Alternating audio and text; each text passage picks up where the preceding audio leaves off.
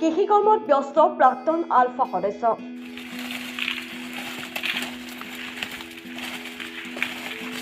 কৃষি কৰ্মৰে স্বাৱলম্বী হৈছে প্ৰাক্তন আলফা সদস্যসকল।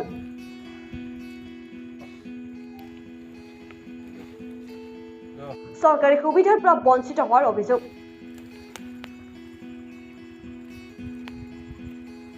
নলবাৰী জিলা বৰখেতি প্ৰাক্তন আলফাৰ সদস্য খেতি কৰি সংস্থাপন লাভ কৰিছে।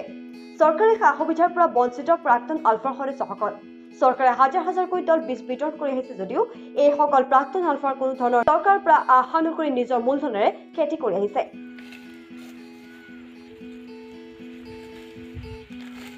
প্ৰায় ৭০ বিঘা মাটিত মাকৈ, সৰিয়হ, জলকীয়া, বেঙেনা বিভিন্ন ধৰণৰ খেতি কৰি আহিছে প্ৰাক্তন আলফা সদস্যসকলে।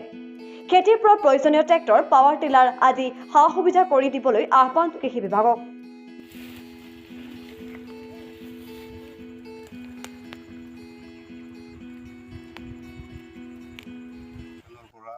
আজিলৈকে 2024 চন আমি আজি 18-19 বছৰ ধৰি ইয়াতে আছোঁ। ইয়াতে আমি খেতি কৰি আছোঁ। আমি পূব বৰক্ষেত্ৰী অঞ্চলৰ আমাৰ যিখিনি প্ৰাক্তন আলফা আছোঁ, আমি গোটেইখিনি ইয়াতে আছোঁ। আমি প্ৰায় 8-10 জন ল'ৰা ইয়াত আছোঁ। আমি আজি প্ৰতি বছৰে এনেধৰণে খেতি কৰি আছোঁ। আমি এগ্ৰিকালচাৰ ফালৰ পৰা সময়ত আমি কিছু পৰিমাণে বিধান পাওঁ। যেনেকুৱা আমি ৰাজমাহ আনিছিলোঁ, যোৱা বছৰো আনিছোঁ, এইবাৰো আনিছোঁ। অকণমান আলু দিছে আমাক 4 বেগমান, এইবাৰো দিও বাইদেউ। আৰু দ্বিতীয়তে আমাক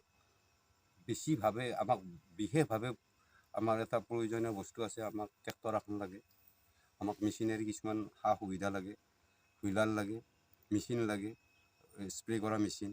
আমি এইবিলাক কোনো ধৰণৰ মানে এগ্ৰিকালচাৰ অফিচৰ পৰা আমি পোৱা নাই বা চৰকাৰেও আমাক দিয়া নাই। আমি আশা কৰিছোঁ যে আমাৰ বৰ্তমান এগ্ৰিকালচাৰ ডিপাৰ্টমেণ্টৰ যিখিনি আমাৰ বিভাগীয় আছে, ADO বাইদেৱে ধৰি SDO ছাৰ, তেখেতসকলে আমাৰ খেতিখিনি বা আমি কি ধৰণে ইয়াতে খেতি কৰি আছোঁ সেইখিনি তেওঁলোকে যদি এবাৰ আহি চাই, আমি মানে উঠি অহা যুৱক আমি নিজে সংস্থাপনৰ কাৰণে কি কৰি আছোঁ, তেওঁলোকে আমাক অলপ যদি সুবিধা কৰি দিয়ে, আমি অলপ বেছি স্বাৱলম্বী হ'ব পাৰিলোঁ। মাজে সময়ে এগ্ৰিকালচাৰ ডিপাৰ্টমেণ্টৰ লগত যোগাযোগ কৰিছিলোঁ।